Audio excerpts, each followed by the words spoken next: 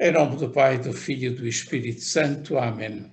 Vinde, Espírito Santo, enchei os corações dos vossos fiéis, acendei-nos o fogo do vosso amor. Enviai, Senhor, o vosso Espírito e tudo será criado. Oremos ao Deus que instruísse os corações dos vossos fiéis com as luzes do Espírito Santo, fazer que apreciemos retamente todas as coisas segundo o mesmo Espírito e saibamos usar sempre da sua consolação. Por Cristo Senhor nosso. Amém. Sede da sabedoria. Vai por nós. Muito bem, então agora vou deixar de vos ver para passar a ver o texto que tenho aqui.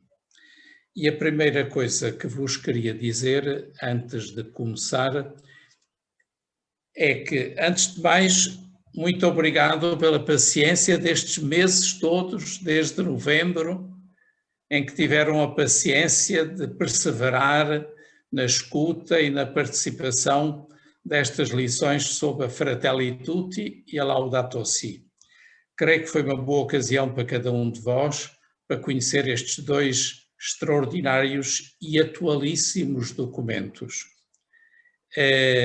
Depois no próximo ano pastoral, ou seja, a partir da segunda metade de setembro ou início de outubro, uma hipótese é, eventualmente, podermos pegar num outro documento do Papa Francisco. Há dois em alternativa que me parecem ser oportunos e muitíssimo interessantes.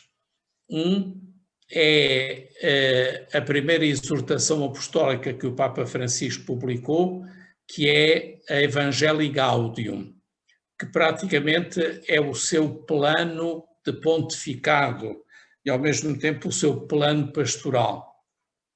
O outro, que é também de uma grande atualidade e que o Papa tem vindo a insistir muito no seu conhecimento e na sua atualização, que é a exortação apostólica. Trata sempre de uma Amoris Laetitia, a alegria do amor, que é exatamente sobre a família, sobre o matrimónio e a família. São duas hipóteses. Depois verei aqui com as pessoas a nível da paróquia, mas quem quiser por e-mail ou por SMS ou como entenderem, podem também dar as vossas sugestões. Uma destas duas é oportuníssima de qualquer modo, quer em termos pastorais, Evangelii Gaudium, que é ainda uma exortação de uma enorme atualidade, quer a própria Amoris Laetitia. Porque penso que o estudo destes documentos abre grandes horizontes e torna possível uma maior compreensão da vocação missionária e apostólica evangelizadora da Igreja. Neste último capítulo da Laudato Si, que o Papa intitula Educação e Espiritualidade Ecológicas, o que é que o Papa faz? Depois da análise que foi fazendo das problemáticas da ecologia e do ambiente, depois dos diversos estudos que sugeriu, citou e apontou, e de tudo aquilo que ao longo dos anteriores 5 capítulos ele nos apresentou, agora faz uma coisa que não é muito frequente os papas fazerem nas encíclicas sociais, que é falar daquilo que deve ser, porque é efetivamente a espiritualidade da Igreja. O Papa, por exemplo, neste capítulo, aborda a dimensão não só comunitária, mas mesmo trinitária da própria ecologia. E depois cita inclusivamente um conjunto enorme de textos bíblicos, desde o Antigo Testamento ao Novo Testamento, que demonstram como a atitude que éramos chamados a ter para com a criação devia ser completamente diferente. E até, de alguma maneira, diz que no passado foi efetivamente diferente.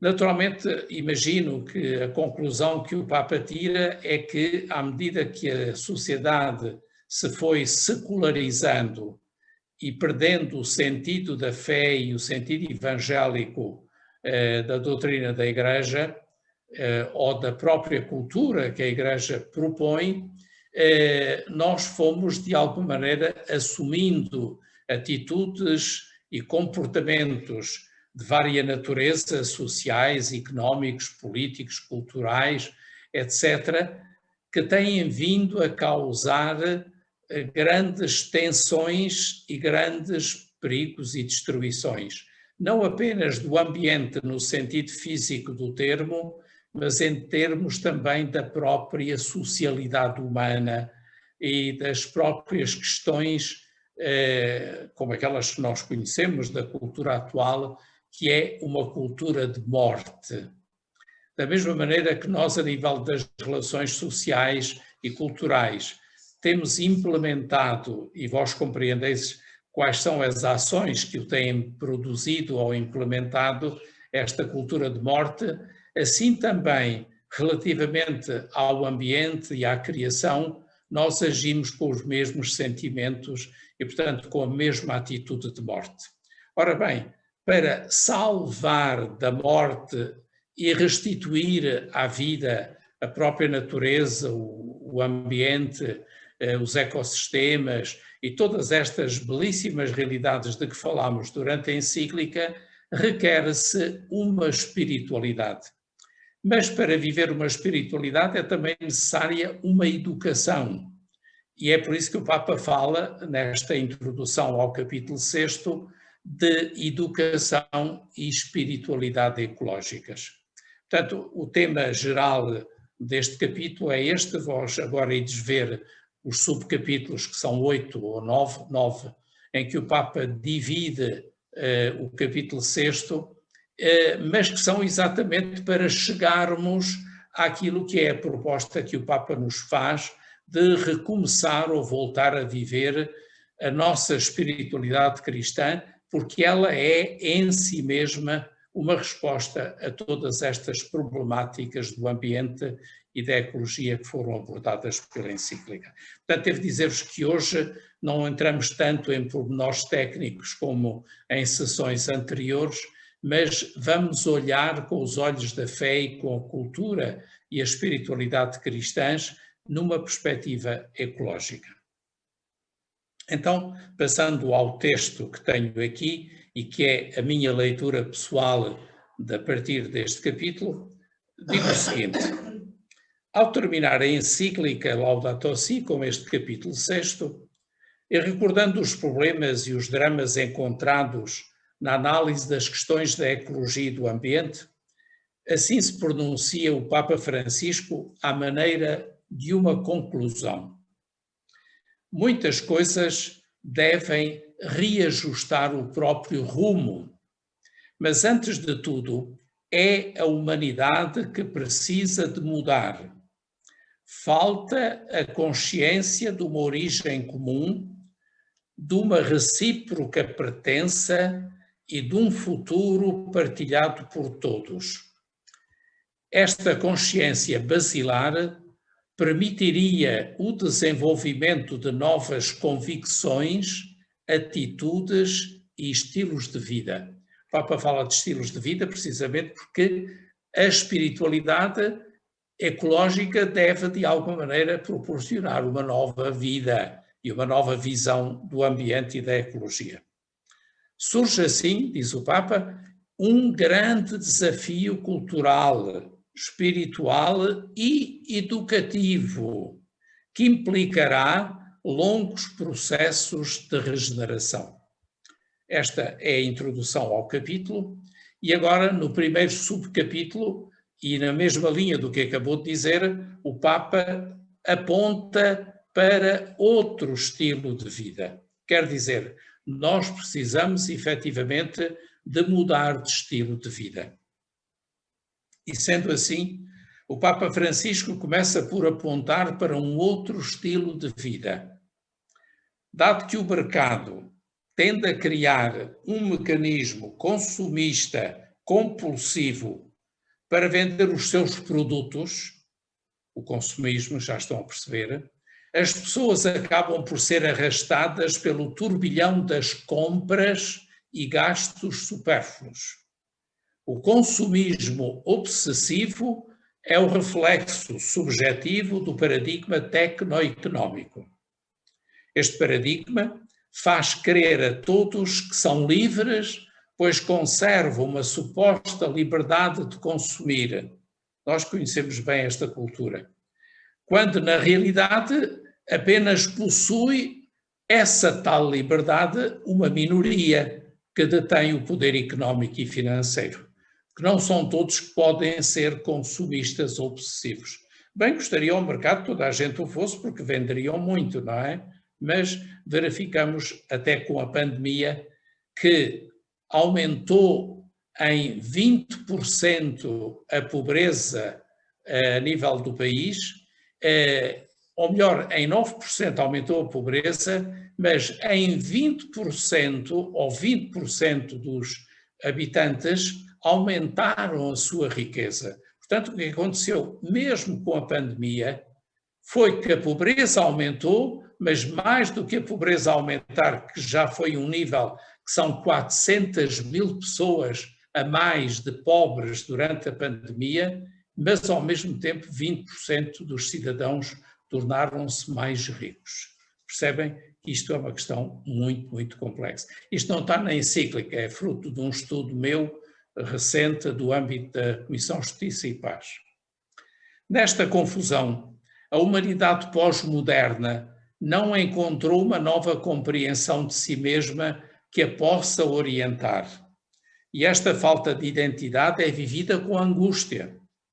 Temos demasiados meios para escassos e raquíticos fins. Quer dizer, os fins em que empregamos os nossos meios, afinal, são raquíticos e têm um alcance muito limitado, sobretudo em relação àqueles que mais precisariam desses meios. Na verdade, quando as pessoas se tornam autorreferenciais e se isolam na própria consciência, aumentam a sua voracidade, ânsia de comer. Quanto mais vazio está o coração da pessoa, tanto mais necessita de objetos para comprar, possuir e consumir. Se este é o tipo de sujeito que tende a predominar numa sociedade, as normas serão respeitadas apenas na medida em que não contradigam as necessidades próprias. É que ninguém está pronto a deixar de consumir. Todos querem é consumir cada vez mais e à medida que os outros também consomem. Por isso, não pensemos só na possibilidade de terríveis fenómenos climáticos ou de grandes desastres naturais, mas também, e reparem agora para onde é que o Papa chama a atenção, catástrofes resultantes de crises sociais. Porque a obsessão por um estilo de vida consumista, sobretudo quando poucos têm possibilidade de o manter, só poderá provocar violência e destruição recíproca. Nós vemos muito disto nas televisões todos os dias. Todavia, permanece uma certeza e uma esperança, e aqui agora é a minha perspectiva otimista. Não há sistemas que anulem por completo a abertura ao bem, à verdade e à beleza, nem a capacidade de reagir que Deus continua a animar no mais fundo dos nossos corações. Neste sentido, o Papa Francisco pede a cada pessoa deste mundo para não esquecer esta sua dignidade que ninguém tem o direito de lhe tirar. E em vez de consumirmos, crescermos espiritualmente. Uma mudança nos estilos de vida poderia chegar a exercer uma pressão salutar sobre quantos detêm o poder político, económico e social. É um facto que quando os hábitos da sociedade afetam os ganhos das empresas, estas veem-se pressionadas a mudar a produção. Isto lembra-nos a responsabilidade social dos consumidores. E agora, antes de citar o Papa, chamo-vos só a atenção para uma coisa. Viram aquela atitude do Ronaldo a dar uma entrevista que tirou as Coca-Colas da frente e disse: não, isto faz-me cócegas na garganta, deem-me antes água. Sabe o que é que aconteceu? Nesse mesmo dia, as ações da Coca-Cola entraram em crise. Isto é só um exemplo para dizer que quando nós temos uma atitude enérgica perante o consumismo, as empresas veem-se aflitas. Porquê? Diz o Papa. É que comprar é sempre um ato moral, para além de económico. Eu, antes de comprar, devia me perguntar: devo comprar isto? Justifica-se fazer esta despesa? Por isso, hoje, continua o Papa, o tema da degradação ambiental põe em questão os comportamentos de cada um de nós. A Carta da Terra, que o Papa já citou e que vós conhecereis, convida-nos a todos a começar de novo, deixando para trás uma etapa de autodestruição. Mas ainda não desenvolvemos uma consciência universal que o torne possível. Por isso, diz o Papa, atrevo-me a propor de novo aquele considerável desafio patente na referida carta. E é o seguinte o desafio. Como nunca, antes na história, o destino comum obriga-nos a procurar um novo início, diz a Carta da Terra. Que o nosso seja um tempo que se recorde pelo despertar de uma nova reverência face à vida, pela firme resolução de alcançar a sustentabilidade, pela intensificação da luta em prol da justiça e da paz e pela jubilosa celebração da vida. Está em absoluta sintonia com a liturgia de amanhã, que é um verdadeiro hino à vida e um verdadeiro louvor ao Deus da vida. É sempre possível desenvolver uma nova capacidade de sair de si mesmo, rumo ao outro, tem-no repetido tantas vezes o Papa. Sem tal capacidade, não se reconhece às outras criaturas o seu valor. Não se sente interesse em cuidar de algo para os outros.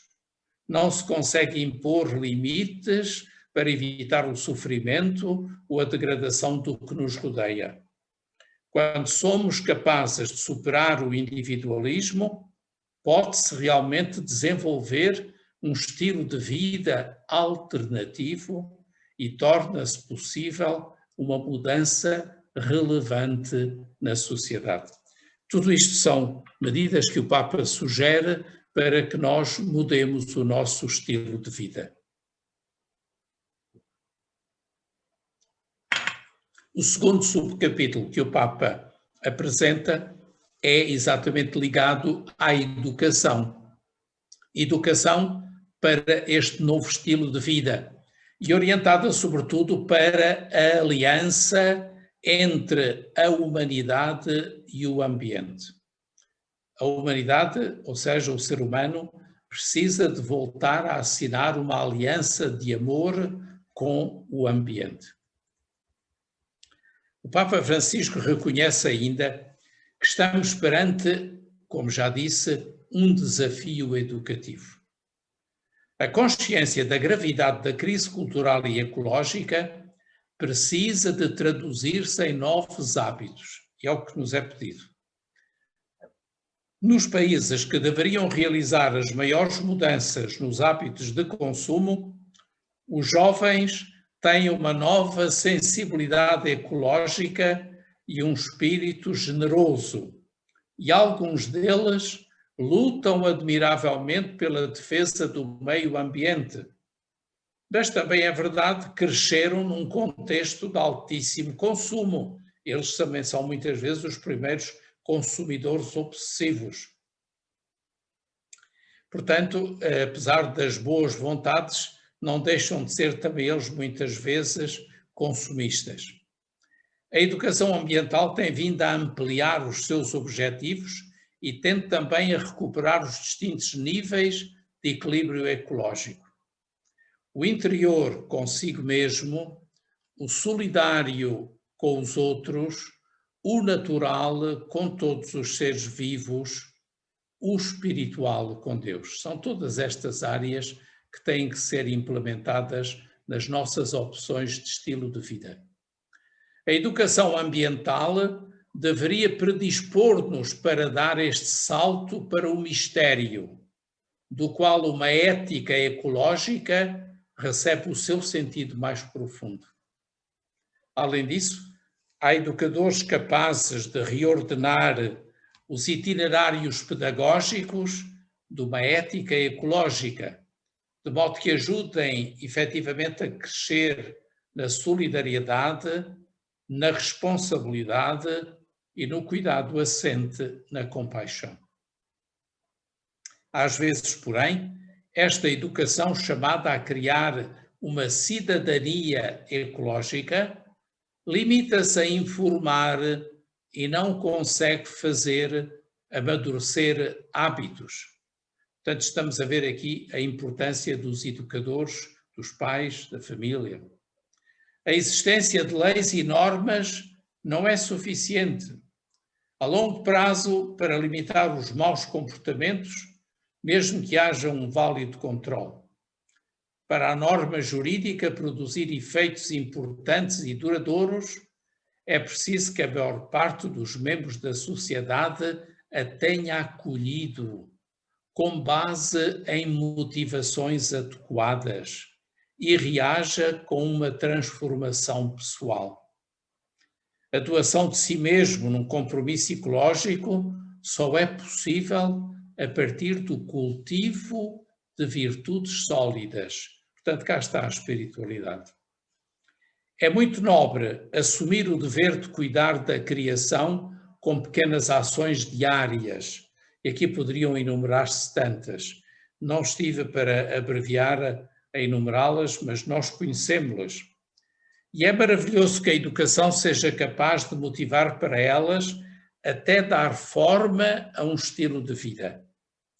A educação na responsabilidade ambiental pode incentivar vários comportamentos que têm incidência direta e importante no cuidado do meio ambiente.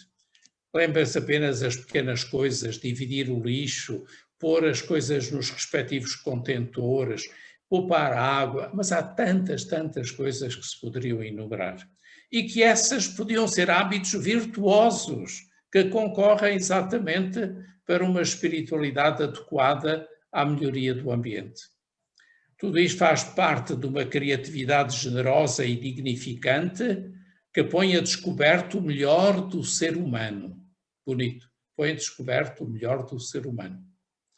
Voltar, com base em motivações profundas, a utilizar algo em vez de o desperdiçar. Nós queremos ter sempre o vestido novo para cada acontecimento. E às vezes há tantas coisas que ficam nos armários e que passamos anos, meses sem os vestir ou utilizar, e afinal às vezes dar-lhe nova utilização poderia ser de uma extraordinária beleza. Portanto, em vez de desperdiçar rapidamente, pode ser um ato de amor que exprime a nossa dignidade. Além disso, o exercício destes comportamentos restitui-nos o sentimento da nossa dignidade, leva-nos a uma maior profundidade existencial, permite-nos experimentar que vale a pena a nossa passagem por este mundo. Vários são os âmbitos educativos, agora o Papa enumera-os: a escola, a família, os meios de comunicação, a catequese e outros. Uma boa educação escolar enterra a idade, coloca sementes que podem produzir efeitos durante toda a vida. Mas o Papa diz: quero salientar a importância central da família. Contra a denominada cultura da morte, a que já nos referimos, a família constitui a sede da cultura da vida. Na família cultivam-se os primeiros hábitos de amor e cuidado da vida, como, por exemplo, o uso correto das coisas, a ordem, a limpeza, o respeito pelo ecossistema local, a proteção de todas as criaturas. A família é o lugar da formação integral, onde se desenvolvem os distintos aspectos intimamente relacionados entre si do amadurecimento pessoal. Na família, aprende-se a pedir licença sem servilismo, a dizer obrigado como expressão de uma sentida avaliação das coisas, que recebemos a dominar a agressividade ou a ganância e a pedir desculpa quando fazemos algo de mal. Estes pequenos gestos de sincera cortesia ajudam a construir uma cultura da vida compartilhada e do respeito pelos que nos rodeiam. Compete à política e às várias associações, órgãos intermédios da sociedade, um esforço de formação das consciências de toda a população. Naturalmente, tudo isto compete também à Igreja. Não é que a Igreja não tem aqui um papel, podendo parecer que isto é mais político do que eclesial. Todas as comunidades cristãs têm um papel importante a desempenhar nesta educação e quando estamos longe, a nível de Igreja, de o fazer. Tendo em conta o muito que está em jogo, do mesmo modo que são necessárias instituições dotadas de poder para punir os danos ambientais, também nós precisamos de nos controlar e educar uns aos outros. O Papa fala a nível eclesial. Quando não se aprende a parar a fim de admirar e apreciar o que é belo, não surpreende que tudo se transforme em objeto de uso e abuso sem escrúpulos. Ao mesmo tempo, se quer conseguir mudanças profundas, é preciso ter presente que os modelos de pensamento influem realmente nos comportamentos. A educação será ineficaz e os seus esforços estéreis se não se preocupar também por difundir, estamos a falar da atividade apostólica da Igreja, por difundir um novo modelo relativo ao ser humano, à vida e à sociedade, à relação com a natureza. Tudo isto, de alguma maneira, com a ação também da Igreja, nos prepara para aquilo que o Papa intitula como terceiro subcapítulo, a conversão ecológica. Nós estamos habituados a falar de conversão dos pecados ou de conversão espiritual, mas também é necessária uma conversão ecológica. A grande riqueza da espiritualidade cristã, proveniente de 20 séculos de experiências pessoais e comunitárias, constitui uma magnífica contribuição para o esforço de renovar a humanidade. Volta a dizer o Papa, desejo propor aos cristãos algumas linhas da espiritualidade ecológica que nascem das convicções da nossa fé. Motivações que derivam da espiritualidade para alimentar uma paixão pelo cuidado do mundo. Com efeito, não é possível empenhar-se em grandes coisas apenas com doutrinas, sem uma mística que nos anima, sem uma moção interior que impele, motiva, encoraja e dá sentido à ação pessoal e comunitária. Se os desertos exteriores se multiplicam no mundo, porque os desertos interiores se tornam tão amplos. A crise ecológica é um apelo a uma profunda conversão interior. Entretanto, temos de reconhecer também que alguns cristãos se burlam, esta expressão é um bocado brasileira, da versão da encíclica, mas isto quer dizer, estão-se nas tintas para as preocupações pelo meio ambiente. Outros são passivos, não se decidem a mudar os seus hábitos e tornam-se incoerentes. Falta-lhes, pois, uma conversão ecológica que comporta deixar emergir nas relações com o mundo que os rodeia todas as consequências do encontro com Jesus. E aqui agora, ao longo dos próximos subcapítulos, o Papa fala de como Jesus foi verdadeiramente uma pessoa que respeitou a criação e a ecologia. Viver a vocação de guardiães ou guardiões da obra de Deus não é algo de opcional, nem um aspecto secundário da experiência cristã, mas parte essencial de uma existência virtuosa. Isto exige também reconhecer os próprios erros, pecados, vícios ou negligências e arrepender-se de coração, mudar a partir de dentro. Para realizar esta reconciliação, devemos examinar as nossas vidas e reconhecer de que modo ofendemos a criação de Deus com as nossas ações e com a nossa incapacidade de agir. Devemos fazer a experiência de uma conversão, de uma mudança do coração. Todavia, e agora é importante perceber isto nas tentações a que muitas vezes estamos sujeitos. Todavia, é necessário estar atentos, pois os indivíduos isolados podem perder a capacidade e a liberdade de vencer a lógica da razão instrumental e acabam por sucumbir a um consumismo sem ética nem sentido social e ambiental.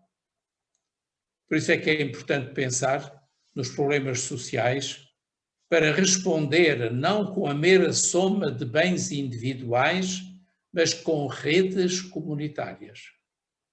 A conversão ecológica que se requer para criar um dinamismo de mudança duradoura é também uma conversão comunitária. Esta conversão comporta várias atitudes que se conjugam para ativar um cuidado generoso e cheio de ternura. Em primeiro lugar, implica gratidão e gratuidade, ou seja, um reconhecimento do mundo como dom recebido do amor do Pai. Quando é que nós fazemos este raciocínio? Que, consequentemente, provoca disposições gratuitas de renúncia e gestos generosos, mesmo que ninguém os veja nem os agradeça, que a gratuidade é exatamente isto mesmo. Implica ainda a consciência amorosa de não estar separado das outras criaturas, mas de formar com os outros seres do universo uma estupenda comunhão universal. O crente contempla o mundo não como alguém que está fora dele, mas dentro, reconhecendo os laços com que o Pai nos uniu, nós seres humanos, a todos os outros seres. Não vê a sua superioridade, nem pretende ser dominador, como motivo de glória pessoal, nem de domínio irresponsável, mas como uma capacidade diferente que, por sua vez, lhe impõe uma grave responsabilidade derivada da sua fé. Todos estes comportamentos ajudam a enriquecer o sentido de tal conversão perante várias convicções da nossa fé, desenvolvidas, como o Papa fez no início da encíclica, no sentido da consciência que cada criatura reflete algo de Deus e tem uma mensagem para nos transmitir, ou a certeza de que Cristo assumiu em si mesmo este mundo material e agora ressuscitado por via da sua ressurreição, que habita no íntimo de cada ser, envolvendo-o com o seu carinho e penetrando-o com a sua luz. E ainda o reconhecimento de que Deus criou o mundo, inscrevendo nele uma ordem e um dinamismo que o ser humano não tem o direito de ignorar. São textos belíssimos em acordo completo com a liturgia da manhã. Vejam o primeiro texto do livro da sabedoria, onde se diz que Deus não é o autor da morte, mas pelo contrário, é o autor da vida e fez do ser humano um ser incorruptível. São textos da manhã maravilhosos. Então, nesta linha e a progredir neste processo, temos agora o quarto subcapítulo, estamos a meio, a alegria e a paz. Alegria e paz que vem exatamente desta espiritualidade ecológica. A espiritualidade cristã propõe uma forma alternativa de entender a qualidade de vida, encorajando um estilo de vida profético e contemplativo, capaz de gerar profunda alegria sem estar obcecado pelo consumo. É importante adotar um antigo ensinamento presente em distintas tradições religiosas e também na Bíblia. Trata-se da convicção, que é tão bonita como o Papa cita, de que quanto menos, tanto mais. Ou seja, quanto mais pobres interiormente, mais ricos espiritualmente. Quanto menos, tanto mais. Com efeito, a acumulação constante de possibilidades para consumir distrai o coração e impede de dar o devido apreço a cada coisa e a cada momento. Portanto, reparem, a espiritualidade ecológica tem que ver com tudo na nossa vida, seres humanos. A espiritualidade cristã propõe um crescimento na sobriedade e uma capacidade de se alegrar com pouco. São tão poucos os que se alegram hoje com pouco. Parece que as pessoas só têm alegria em ter muito. É um regresso à simplicidade da pobreza franciscana, que nos permite parar e saborear as pequenas coisas. Como Francisco viajava pelos campos e louvava a Deus pela irmã terra, pela irmã água, pela irmã flor, pela irmã águia, pela irmã, o irmão, tudo aquilo que eram as obras da criação.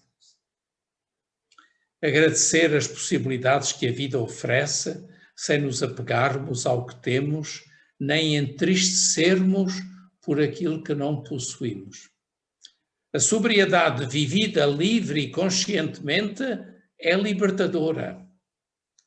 É possível necessitar de pouco e viver muito. Quanta sabedoria está nestas palavras. Sobretudo quando se é capaz de dar espaço a outros prazeres que não os do consumo, encontrando satisfação nos encontros fraternos, no serviço, na frutificação dos próprios carismas, na música, na arte, no contacto com a natureza, na oração. Na verdade, a sobriedade e a humildade, como nós sabemos, não gozaram de positiva consideração no século passado. O século da morte, que foi o século XX. Mas quando se debilita de forma generalizada o exercício de alguma virtude na vida pessoal e social, isso acaba por provocar vários desequilíbrios, mesmo ambientais. Por isso, é preciso ter a coragem de falar da integridade da vida humana, da necessidade de incentivar e conjugar todos os grandes valores. O desaparecimento da humildade num ser humano excessivamente entusiasmado com a possibilidade de consumir e de dominar tudo sem limite algum, só pode acabar por prejudicar a sociedade e o meio ambiente. Por outro lado, ninguém pode amadurecer numa sobriedade feliz se não estiver em paz consigo mesmo. E parte de uma adequada compreensão da espiritualidade consiste em alargar a nossa compreensão da paz, que é muito mais do que a ausência de guerra. A paz interior das pessoas tem muito a ver com o cuidado da ecologia e com o bem comum, porque autenticamente vivida reflete-se num ambiente equilibrado, num equilibrado estilo de vida, aliado com a capacidade de admiração que leva à profundidade da vida. Uma ecologia integral exige que se dedique algum tempo para se recuperar a harmonia serena com a criação, refletir sobre o nosso estilo de vida e os nossos ideais, contemplar o Criador que vive entre nós e naquilo que nos rodeia e cuja presença não precisa de ser criada, mas descoberta, desvendada.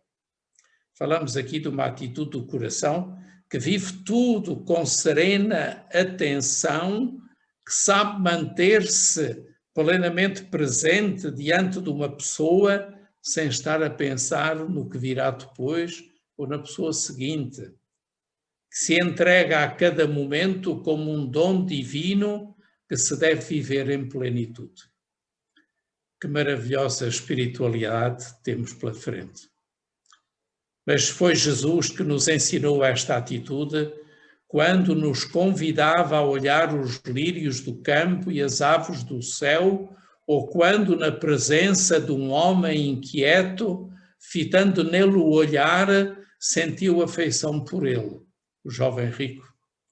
Certeza que ele estava plenamente presente diante de cada ser humano e de cada criatura, mostrando-nos assim um caminho para superar a ansiedade doentia que nos torna superficiais, agressivos e consumistas desenfreados.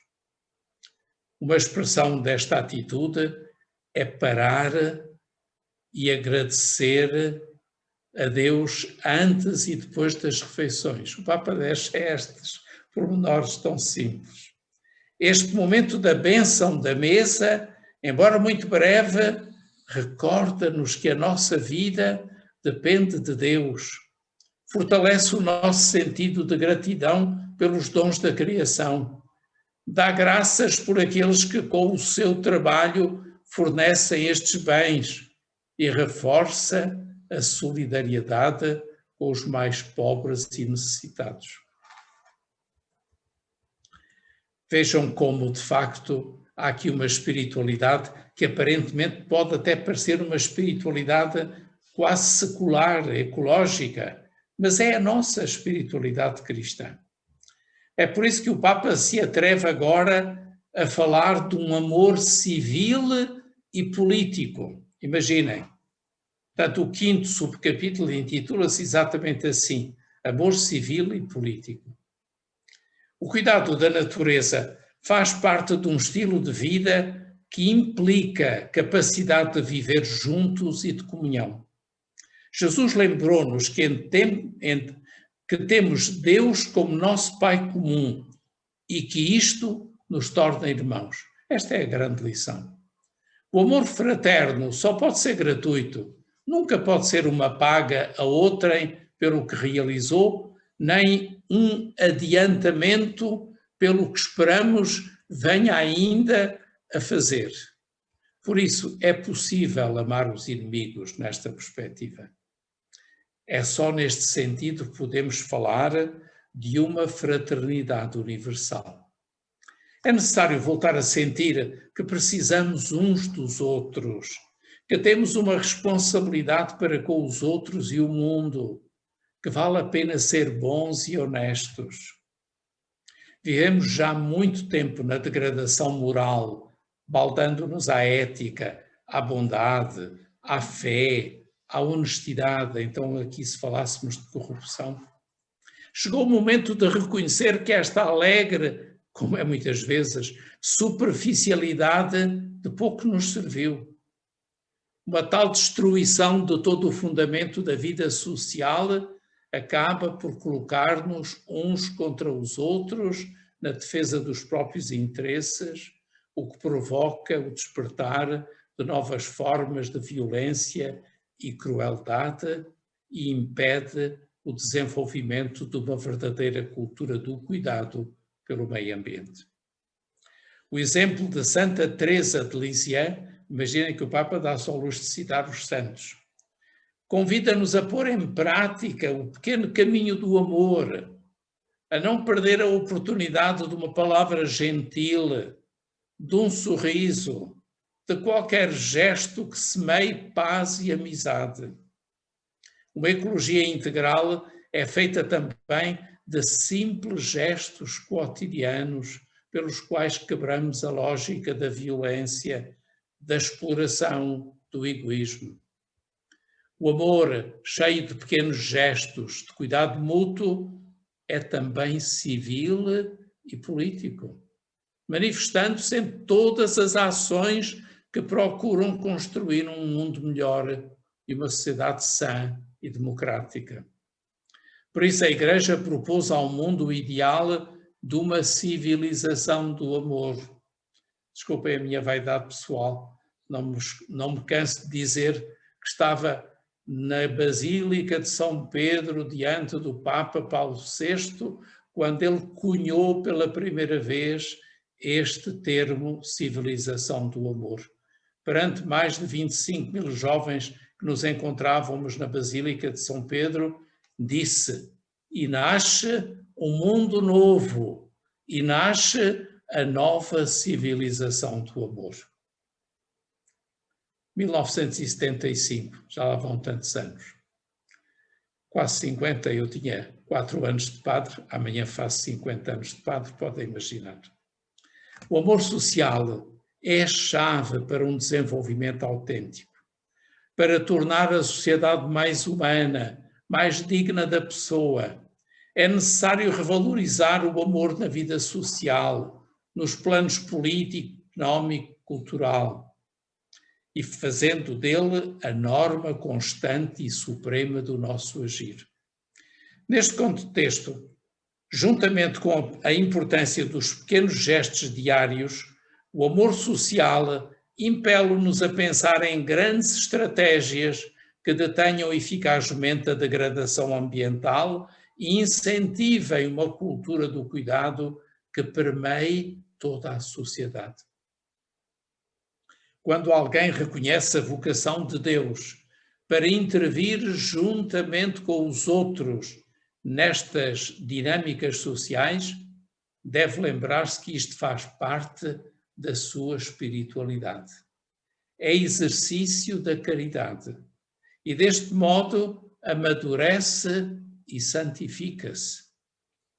Nem todos são chamados a trabalhar de forma direta na política, mas no seio da sociedade floresce uma variedade inumerável de associações que intervêm em prol do bem comum, defendendo o meio ambiente natural e urbano. Isto significa também cultivar uma identidade comum, uma história que se conserva e transmite. Desta forma, cuida-se do mundo e da qualidade da vida dos mais pobres, com um sentido de solidariedade que, ao mesmo tempo, consciência de habitar numa casa comum que Deus nos confiou.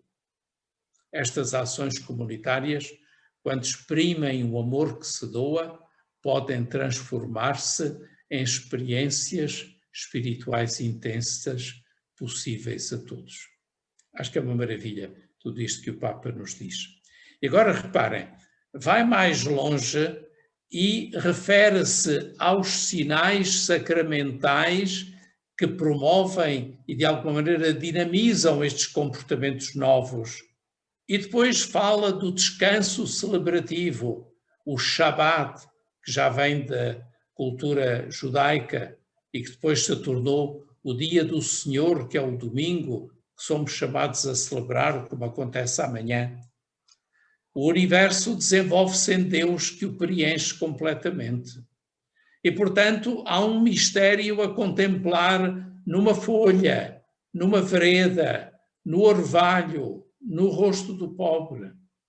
O ideal não é só passar da exterioridade à interioridade para descobrir a ação de Deus na alma, mas também chegar a encontrá-lo em todas as coisas, como ensinava São Boaventura. E agora as próximas páginas, devo dizer-vos, são de uma beleza ecológica que não tem comparação possível. Citando São Boaventura, o Papa diz: a contemplação é tanto mais elevada quanto mais o homem sente em si mesmo o efeito da graça divina, ou quanto mais sabe reconhecer Deus nas outras criaturas.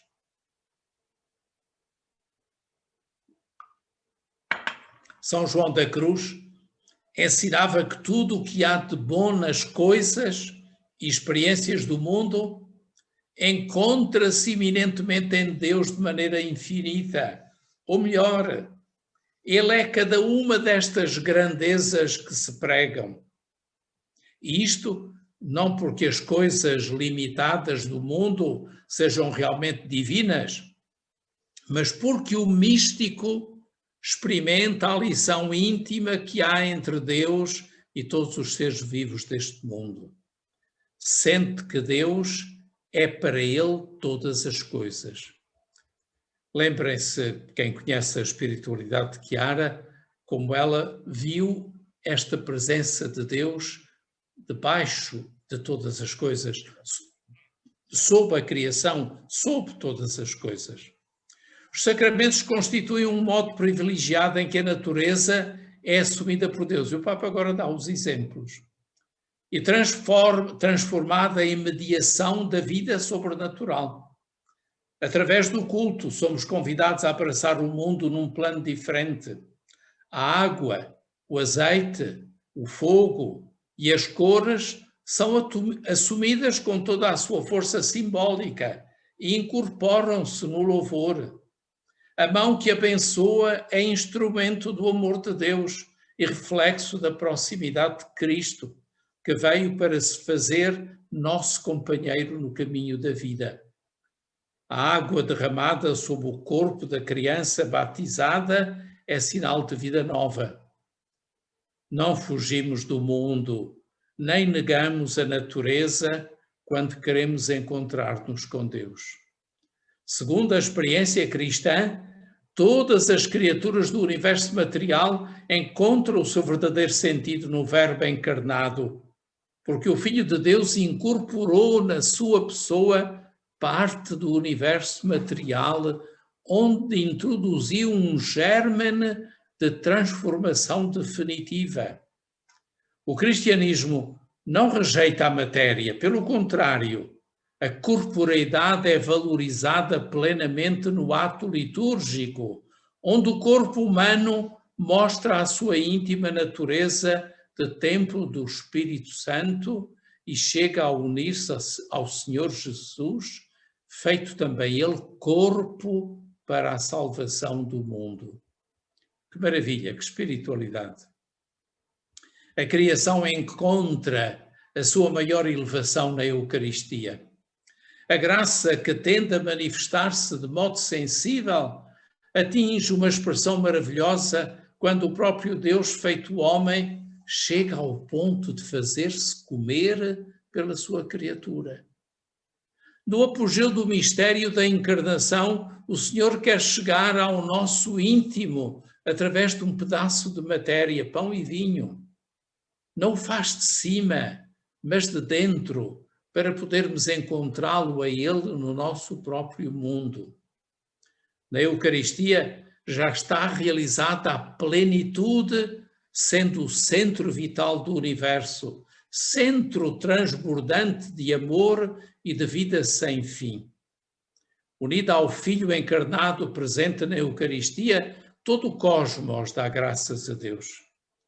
A Eucaristia une o céu e a terra, abraça, penetra toda a criação. O mundo, saído das mãos de Deus, volta a Ele em feliz e plena adoração. No pão eucarístico, A criação propende para a divinização, ou seja, é divinizada para as santas núpcias, para a unificação com o próprio Criador.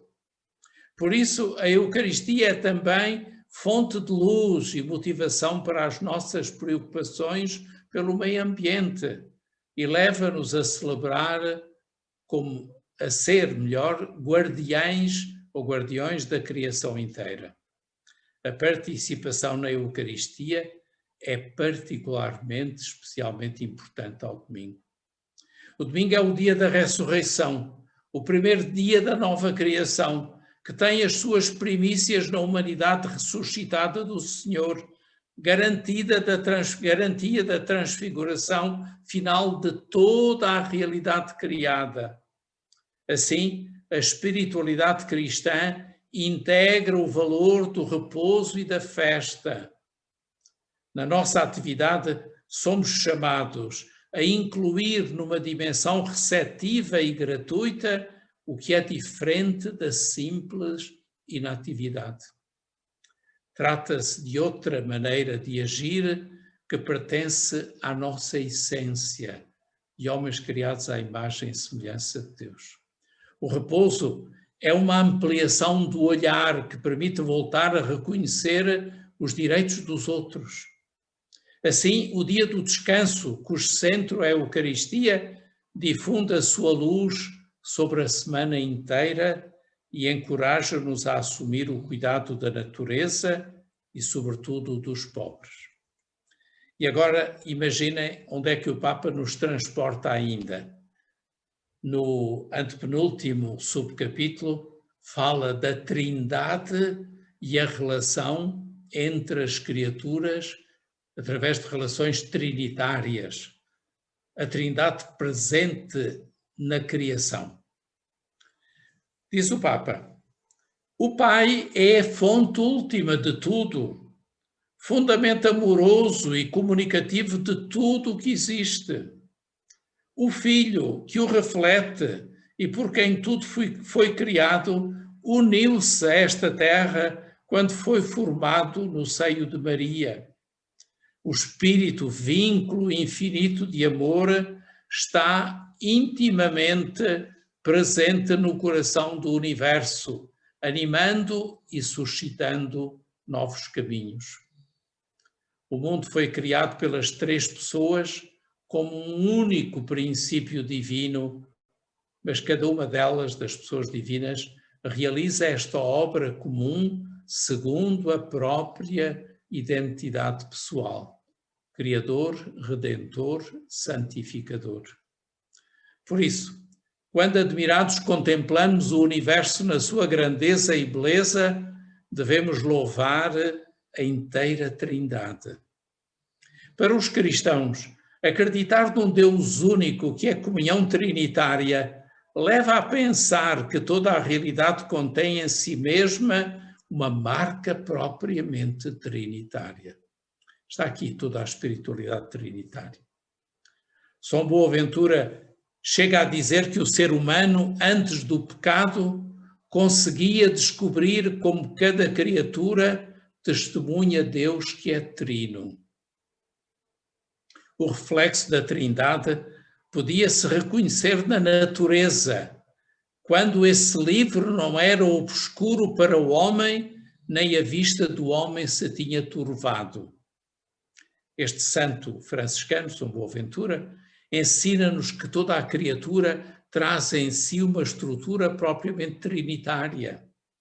Indica-nos assim o desafio de tentar ler a realidade em chave trinitária. Não resisto a recordar a muitos de vocês que estão a ouvir e conhecem bem a espiritualidade de Chiara, como toda ela é trinitária. Indica-nos assim o desafio de tentar ler a realidade em chave trinitária. As pessoas divinas são relações subsistentes e o mundo criado segundo o modelo divino é uma trama de relações.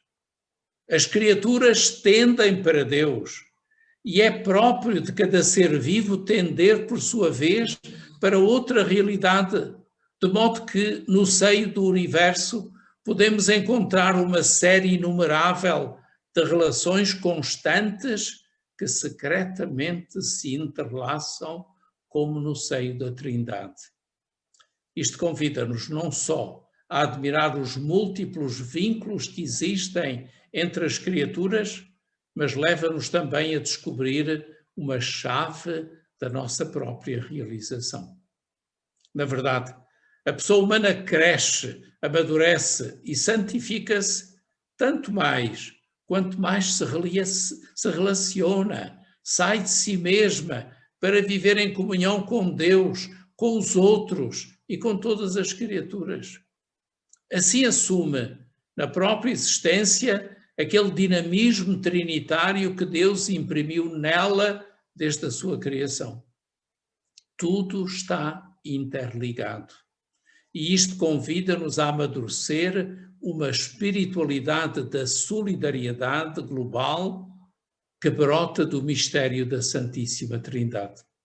Ou como Chiara dizia, uma espiritualidade de comunhão e uma santidade coletiva. E o Papa não podia não terminar com uma evocação a Nossa Senhora e a reconhecê-la como a rainha de toda a criação. É o penúltimo subcapítulo. A este propósito, diz o Papa, Maria, a mãe que cuidou de Jesus, agora cuida com carinho e preocupação materna deste mundo ferido. Assim como chorou com o coração trespassado a morte de Jesus, assim também agora se compadece do sofrimento dos pobres crucificados e das criaturas deste mundo exterminadas pelo poder humano. Ela vive com Jesus completamente transfigurada e todas as criaturas cantam a sua beleza. É a mulher vestida de sol, com a lua debaixo dos pés e com uma coroa de 12 estrelas na cabeça, como diz o Apocalipse no capítulo 12, primeiro versículo. Elevada ao céu, é mãe e rainha de toda a criação. No seu corpo glorificado, que quer dizer ressuscitado, juntamente com Cristo ressuscitado, parte da criação alcançou toda a plenitude da sua beleza. Maria não só conserva no seu coração toda a vida de Jesus, que guardava cuidadosamente, mas agora compreende também o sentido de todas as coisas. Por isso podemos pedir-lhe que nos ajude a contemplar este mundo com um olhar mais sapiente. E ao lado dela, na Sagrada Família de Nazaré, destaca-se a figura de São José. Com o seu trabalho e presença generosa, cuidou e defendeu Maria e Jesus e livrou-nos da violência dos injustos, levando-os para o Egito. No Evangelho aparece descrito como um homem justo, trabalhador, forte. Da sua figura emana também uma grande ternura própria, não de quem é fraco, mas de quem é verdadeiramente forte, atento à realidade para amar e servir humildemente. Por isso foi declarado protetor da Igreja Universal. Também ele nos pode ensinar e cuidar, pode motivar-nos a trabalhar com generosidade e ternura para proteger este mundo que Deus nos confiou. Digam-me lá, não é belo, não é uma maravilha, não é um resumo lindíssimo da espiritualidade cristã que se pode tornar numa forma de converter a situação tão desesperada que vive o mundo atual com a crise ambiental? Temos resposta, temos salvação, temos vida, temos luz, temos Deus diante de nós. É por isso que o Papa agora, no último subcapítulo, que intitula Para Além do Sol, conclui a encíclica, naturalmente sabendo que estamos todos diante de Deus, que foi Ele que, ao fim e ao cabo, criou todas as coisas e nos convida a ter essa atitude de respeito e veneração pela criação de Deus. E agora, à maneira de síntese e de conclusão, o Papa diz: no fim, encontrar-nos-emos face a face com a beleza infinita de Deus. E cita 1 aos Coríntios. E poderemos ler com jubilosa admiração o mistério do universo, o qual terá parte conosco na plenitude sem fim. Estamos a caminhar para o sábado da eternidade, para o Shabat definitivo, para a Nova Jerusalém, para a casa comum do céu. Diz-nos Jesus: eu renovo todas as coisas. É o Apocalipse que o diz. A vida eterna será uma maravilha compartilhada, onde cada criatura esplendorosamente transformada ocupará o seu lugar e terá algo para oferecer aos pobres definitivamente libertados. Na expectativa da vida eterna, unimo-nos para tomar a nosso cargo esta casa, agora ainda na história, que nos foi confiada, sabendo que aquilo de bom que há nela será assumido na festa do céu. Juntamente com todas as criaturas, caminhamos nesta terra à procura de Deus, porque se o mundo tem um princípio e foi criado, procura quem o criou, procura quem lhe deu início, aquele que é o seu Criador. Caminhemos cantando que as nossas lutas e a nossa preocupação por este planeta não nos tirem a alegria da esperança. Deus, que nos chama a uma generosa entrega e a oferecer-lhe tudo, também nos dá as forças e a luz de que necessitamos para prosseguir. No coração deste mundo permanece presente o Senhor da vida, a liturgia da manhã mais uma vez, que tanto nos ama. Não nos abandona, não nos deixa no meio das tempestades, não nos deixa sozinhos, porque se uniu definitivamente à nossa vida e o seu amor sempre nos leva a encontrar novos caminhos. Que Ele seja louvado. E agora mesmo a concluir, o Papa diz, depois desta longa reflexão jubilosa e ao mesmo tempo dramática por todos os problemas que analisamos, propõe duas orações. Uma, podemos partilhar todos quantos acreditam num Deus Criador omnipotente. E outra, pedindo que nós cristãos saibamos assumir os compromissos para com a criação que o Evangelho de Jesus nos propõe. Aqui termina a encíclica e o 6º capítulo, e agora, a terminarmos esta nossa aventura e este nosso percurso em conjunto, rezamos juntos. Vocês não têm o texto à frente, mas eu vou ler em voz alta e vocês vão comigo acompanhar interiormente estas duas maravilhosas orações. Oração pela nossa terra. Deus omnipotente, que estais presente em todo o universo e na mais pequenina das vossas criaturas, vós que envolveis com a vossa ternura tudo o que existe, derramai a nós a força do vosso amor para cuidarmos da vida e da beleza. Inundai-nos de paz para que vivamos como irmãos e irmãs sem prejudicar ninguém. Ó Deus dos pobres, ajudai-nos a resgatar os abandonados e esquecidos desta terra, que valem tanto aos vossos olhos. Curai a nossa vida, para que protejamos o mundo e não o depredemos, para que semeemos beleza e não poluição nem destruição.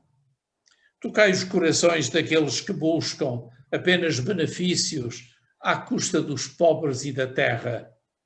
Ensinai-nos a descobrir o valor de cada coisa, a contemplar com encanto, a reconhecer que estamos profundamente unidos com todas as criaturas no nosso caminho para a nossa luz infinita. Obrigado porque estais conosco todos os dias. Sustentai-nos, por favor, na nossa luta pela justiça, o amor e a paz. É uma maravilha. E agora, a terminar, a segunda oração, a oração cristã com a criação. Nós vos louvamos, Pai, com todas as vossas criaturas, que saíram da vossa mão poderosa, são vossas e estão repletas da vossa presença e da vossa ternura. Louvado sejais. Filho de Deus, Jesus, por vós foram criadas todas as coisas. Foste formado no seio materno de Maria, fizeste-vos parte desta terra e contemplastes este mundo com olhos humanos. Hoje estais vivo em cada criatura com a vossa glória de ressuscitado. Louvado sejais. Espírito Santo, que com a vossa luz guiais este mundo para o amor do Pai e acompanhais o gemido da criação, vós viveis também nos nossos corações, a fim de nos impelir para o bem. Louvado sejais. Senhor Deus, uno e trino, comunidade estupenda de amor infinito, ensinai-nos a contemplar-vos na beleza do universo, onde tudo nos fala de vós. Despertai o nosso louvor e a nossa gratidão por cada ser que criastes. Dai-nos a graça de nos sentirmos intimamente unidos a tudo o que existe. Deus de amor, mostrai-nos o nosso lugar neste mundo como instrumentos do vosso carinho por todos os seres desta terra, porque Deus quer é esquecido por vós. Iluminai os donos do poder e do dinheiro, para que não caiam no pecado da indiferença. Amem o bem comum, promovam os fracos e cuidem deste mundo que habitamos. Os pobres e a terra estão bradando: Senhor, tornai-nos sob o vosso poder e a vossa luz para proteger cada vida, para preparar um futuro melhor, para que venha o vosso reino de justiça, paz, amor e beleza. Louvado sejais. Amém.